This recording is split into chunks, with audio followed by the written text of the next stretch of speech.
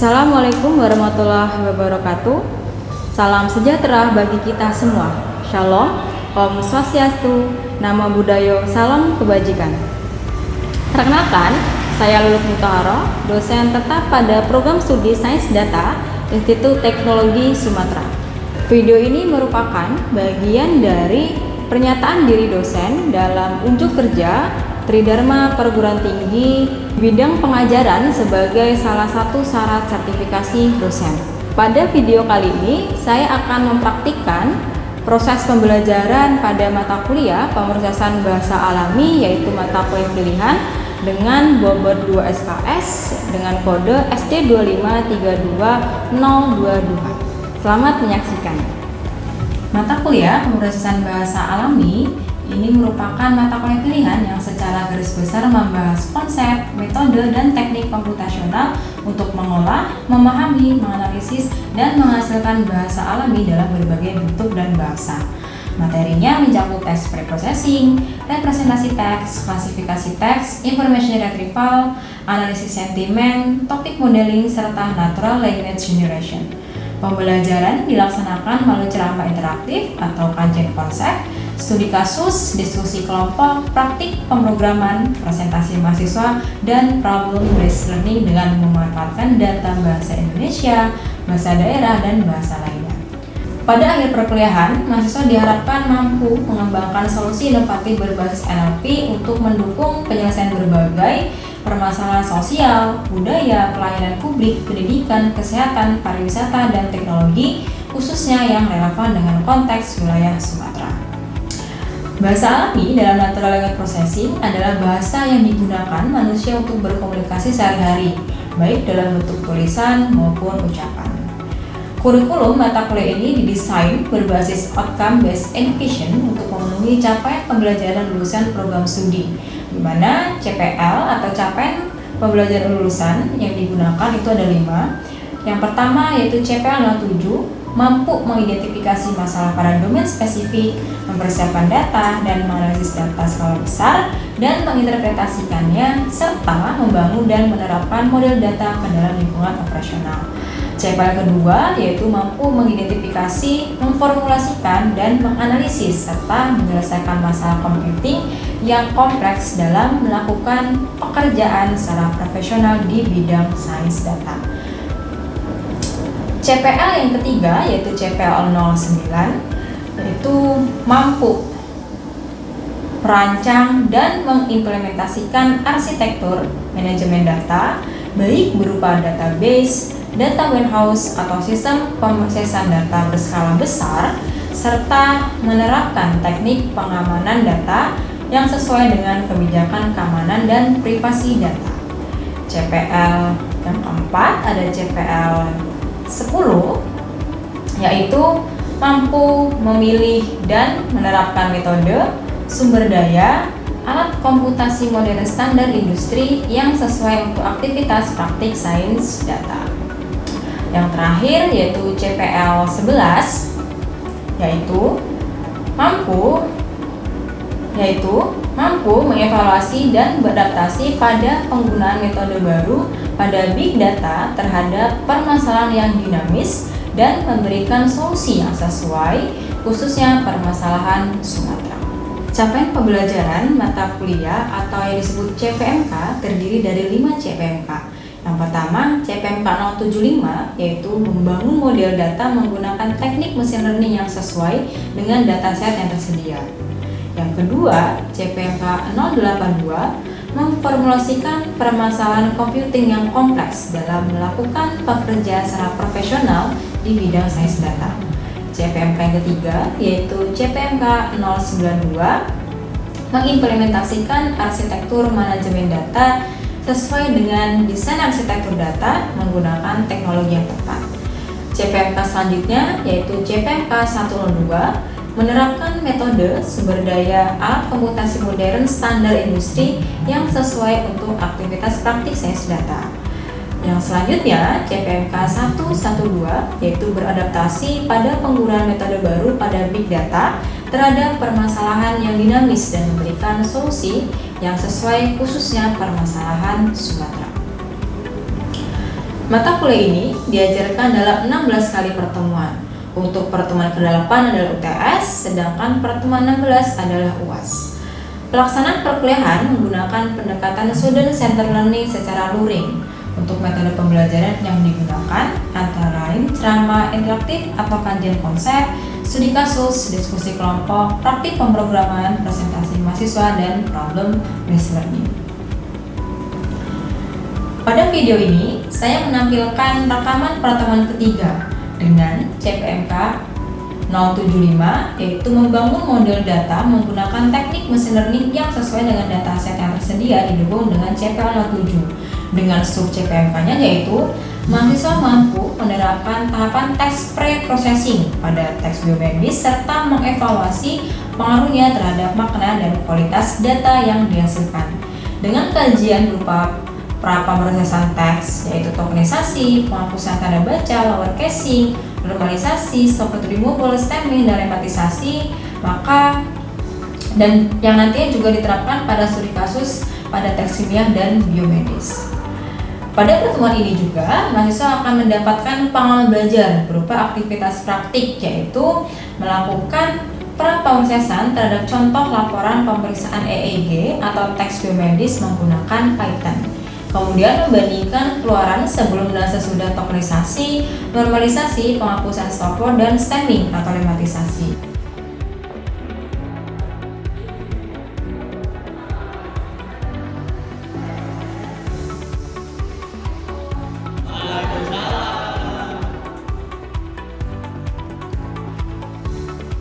Selamat pagi ya semuanya. Pagi. Oke, gimana kabarnya? Udah lama nggak ketemu, seminggu yang lalu ya kita ketemu ya?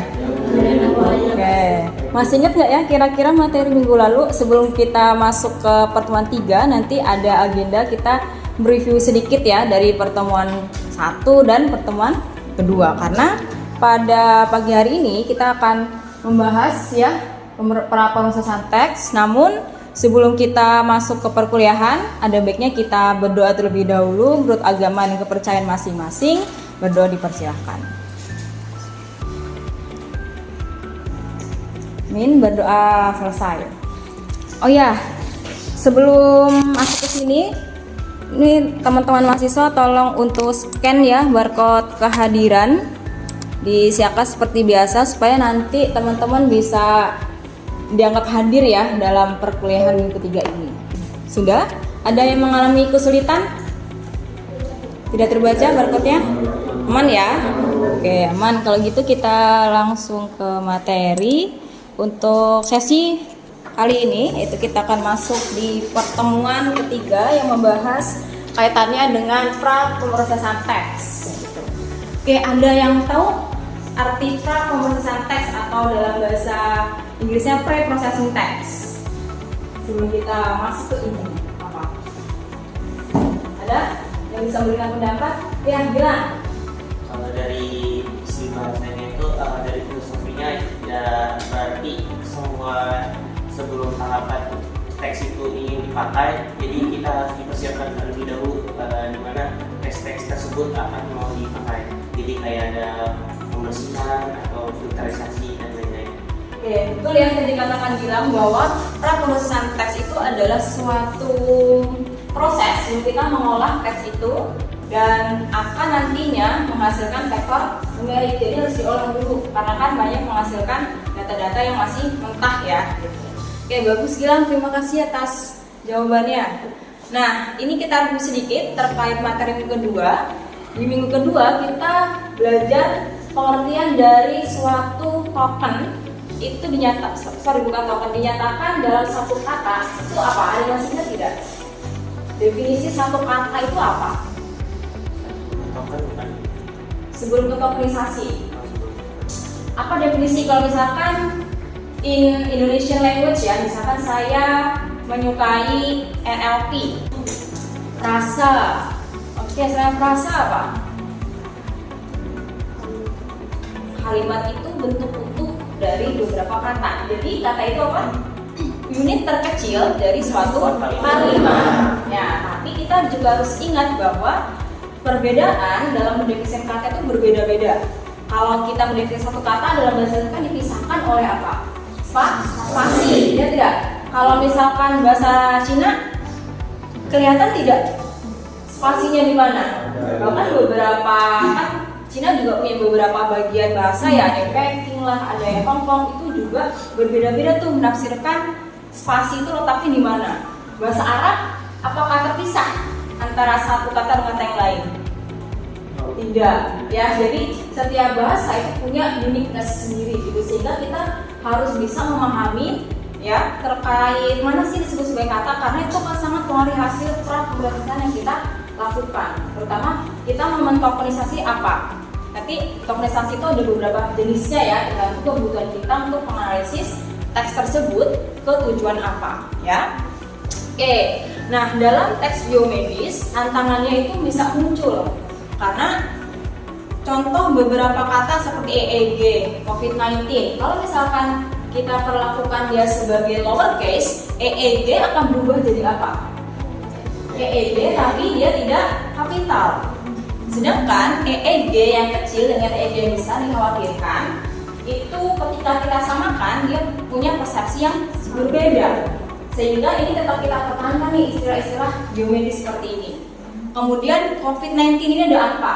Beberapa perprosesan itu juga menghapus angka-angka atau apa simbol, tanda petik dan sebagainya. Tapi kalau kita hilangkan di sini, stripnya kita hilangkan, 19 yang kita hilangkan, itu akan mengubah domain dari si COVID-19 itu sendiri. Jadi kita perlu berhati-hati ya untuk melakukan praprocessing dan harus bisa memilih proses mana yang diterapkan dan yang tidak kita terapkan.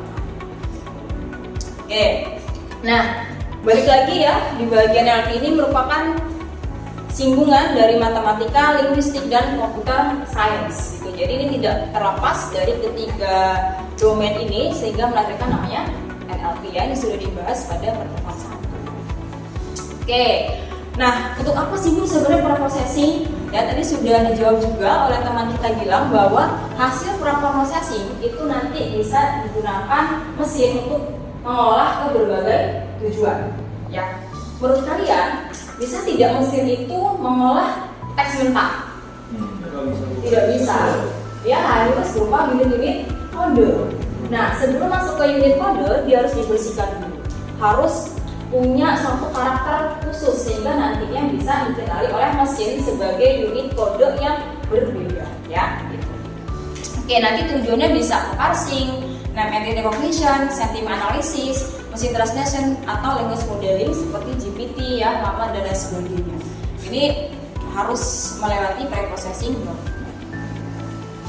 Oke, pertanyaan lagi, kira-kira sumber apa yang bisa menghasilkan teks? Misalkan kita bisa ambil sumber data NLP itu dari mana saja sih? Settingan, terus komentar, review, kemudian apa lagi? Postingan berita gitu ya. Uli, berapa kali kamu posting sehari? Di Instagram atau di apa? TikTok?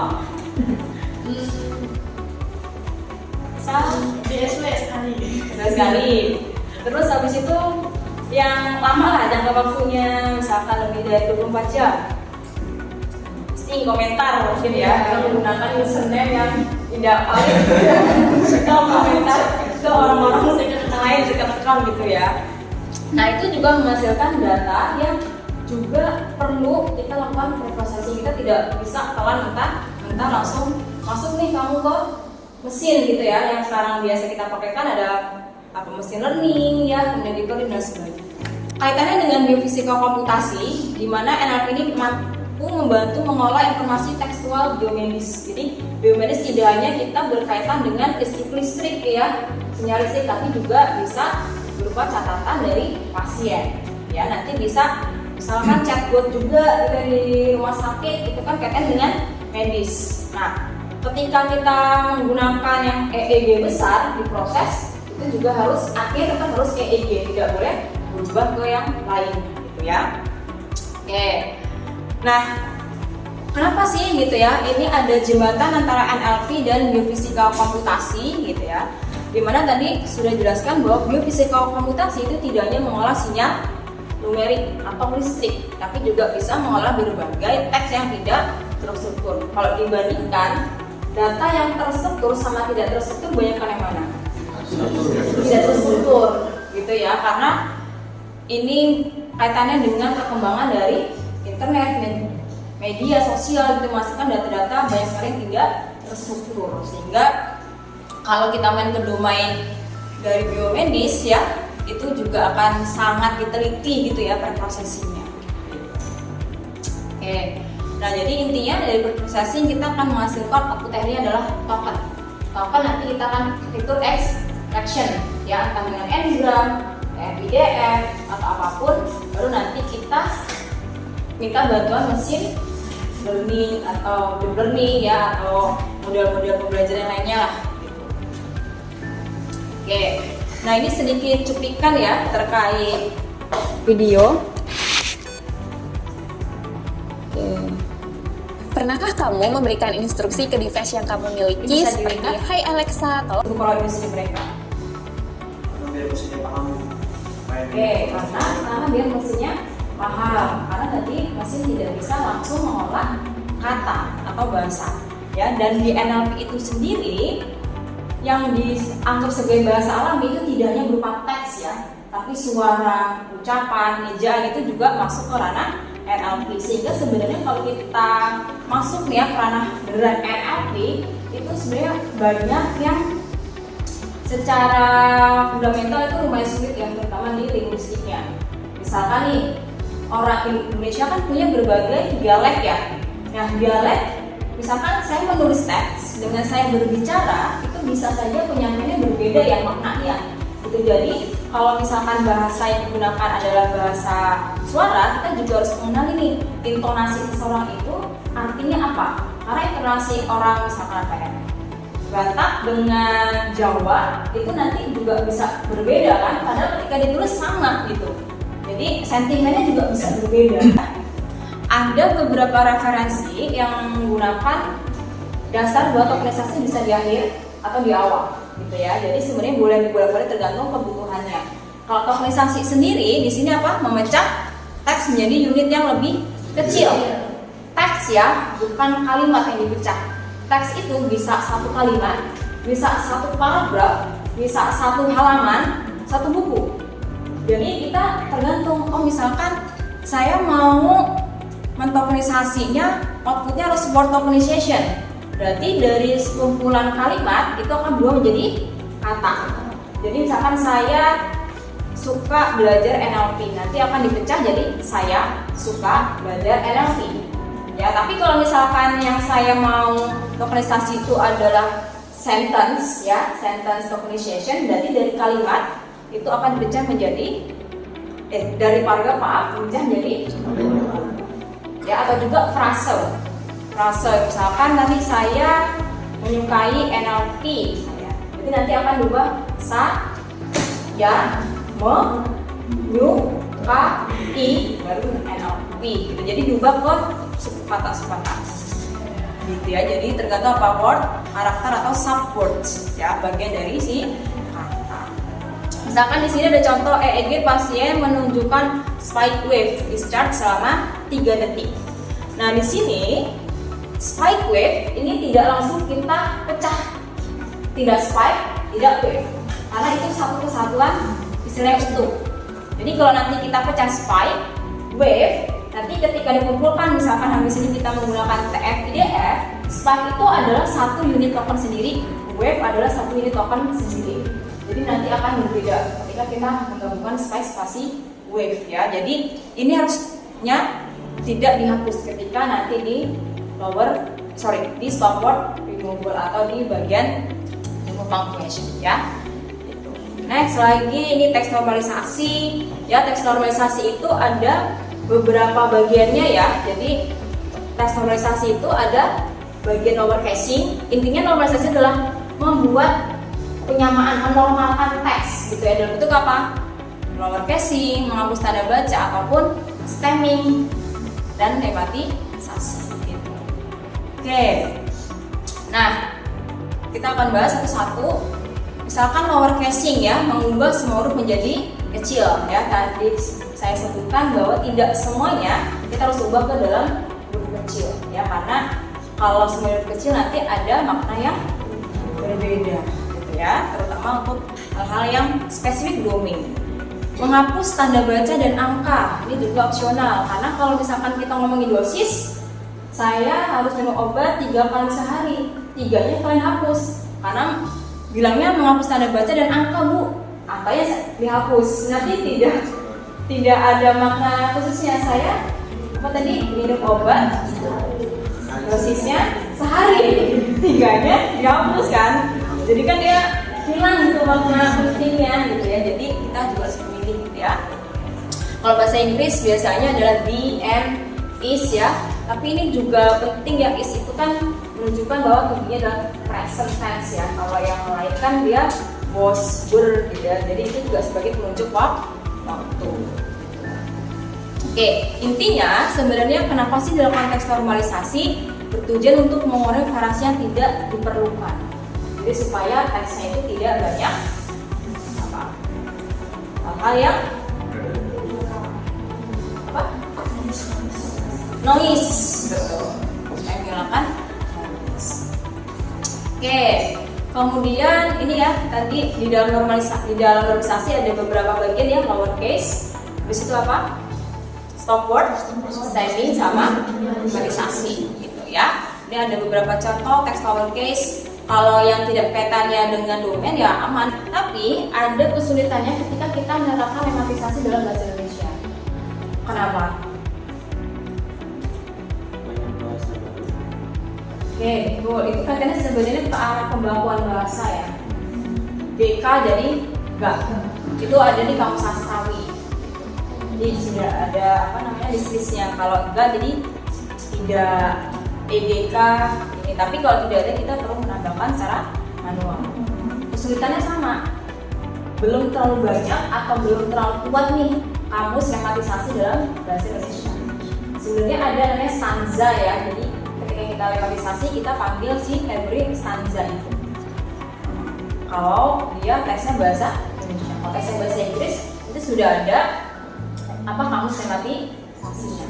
Caranya kalau misalkan sulit ya stanzanya diinstal, kalian translate itu ke bahasa Inggris menggunakan kamus lematis bahasa Inggris berarti translate.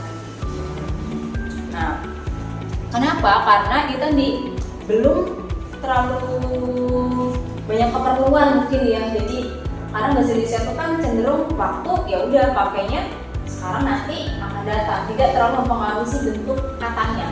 Sedangkan bahasa Inggris itu sangat perlu sekali gitu ya. Jadi urgent lah bagi mereka ketika itu harus dibuat sih suatu kamus lematisasi. Jadi boleh juga menggunakan stemming kalau misalkan masih kasusnya adalah klasifikasi, clustering, itu tidak menggunakan si stemming. Sampai sini ada yang bertanya? Ya, Desia. Tadi kan ada jenis-jenis dari organisasi. Ya. Apa yang harus dipakai jenis organisasi negara ya? Organisasi serius, terus kata.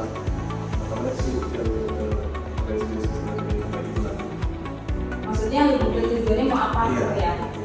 Oke, kalau setahu saya gitu ya, yang pernah saya pelajari, kalau misalkan nih kita ingin word organization ya, itu paling umum gitu. Misalkan kita ingin melihat penebak kata selanjutnya. Nah, kita akan lanjut untuk praktik. Silakan nanti teman-teman buka dari GTS ya, yang sudah saya buatkan dari GTS praktik di situ. Kemudian nanti kita coding ya beberapa contoh dataset yang nantinya kita akan representasi. Oke, boleh silakan dibuka ya untuk praktiknya. Tokennya itu merupakan tanda baca, tidak dimasukkan, dan spasi kosong juga tidak dimasukkan. Maksudnya apa? Jadi kalau misalkan ada kata titik ya, kemudian dia berada di tengah-tengah suatu token, itu tidak dihapus gitu ya. Seperti tadi 0830 ini tidak dihapus, karena kalau dihapus jadi 08.30. It means nothing gitu ya. Tidak menunjukkan waktu. Kemudian stemming ini kita gunakan si sastrawi out. Jadi kalian ketika melakukan processing harus beruntut ya. Input dari proses selanjutnya itu diproses menghasilkan output. Sebulannya apa dari materi tadi? Ya, bilang lagi. Bilang ayo. Intinya pada modul pembelajaran minggu ini kan ini terkait pre-processing teks. Berarti ketika kita ingin menyiapkan sebuah teks untuk dimasukkan ke dalam model atau ke dalam sebuah kepentingan untuk dianalisis, ada baiknya kita memperhatikan apa dulu agensi tujuan untuk yang ingin dianalisis, sehingga bisa menemukan cara-cara yang tepat untuk menangani teks yang ingin dipersiapkan. Ketika dia ingin melakukannya untuk sentimen, itu ada caranya tersendiri, untuk klasifikasi ada caranya tersendiri. Terus baiknya juga kita perhatikan di dalam sebuah teksnya tersebut adakah istilah-istilah baru, adakah yang perlu diperbaiki sebelum kita lakukan treatment. Ketika sudah siap, baru kita bisa dipakai teksnya tersebut agar mesinnya tidak menghasilkan bias. Kurang lebih seperti itu. Betul ya, tadi dari Gila. Saya pengen dari perempuannya. Siapa? Ada yang bisa? Jadi kata dasar di mana penggunaan mematisasi dan juga stemming itu harus disesuaikan dengan kebutuhan kita untuk apa yang kita buat semantik atau buat laporan. Betul ya, processing itu adalah hal pertama yang kita lakukan untuk mengubah mengubah teks menjadi token yang nantinya bisa di factorisasi atau di fitur extraction. Nah, itu ada beberapa tahapan ya, dari processing sampai ke tematisasi gitu ya, dan ada beberapa step lanjutannya. Kedua, kita sebelum melakukan atau menerapkan preprocessing teks, kita perlu memperhatikan tujuan kita mau apa, karena tidak semua proses itu cocok untuk seluruh tujuan. Oke, yang ketiga apa? Tadi kita sudah belajar terkait praktik ya. Untuk minggu keempat nanti silakan teman-teman buka LMS lagi ya, terkait teknik words embedding ya. Jadi materinya sudah ada, maksimal di H-1 itu sudah ada. Silakan dipelajari terlebih dahulu sebelum kita melakukan perkuliahan di minggu keempat ya.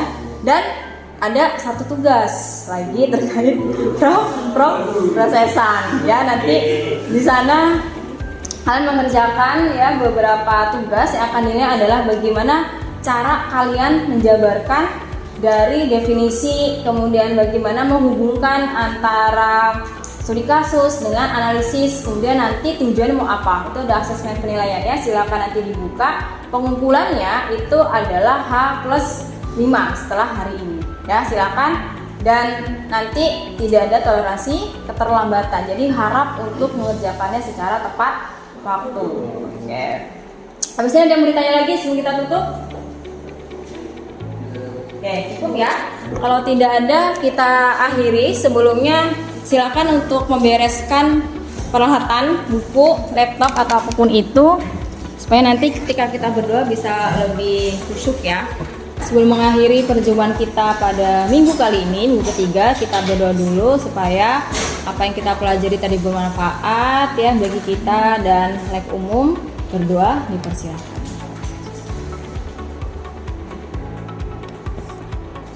Oke, berdoa selesai. Terima kasih atas perhatiannya. Semoga tetap semangat ya. Selamat pagi. Sekian video presentasi pembelajaran PDD UKT PT di bidang pengajaran. Terima kasih. Assalamualaikum warahmatullahi wabarakatuh.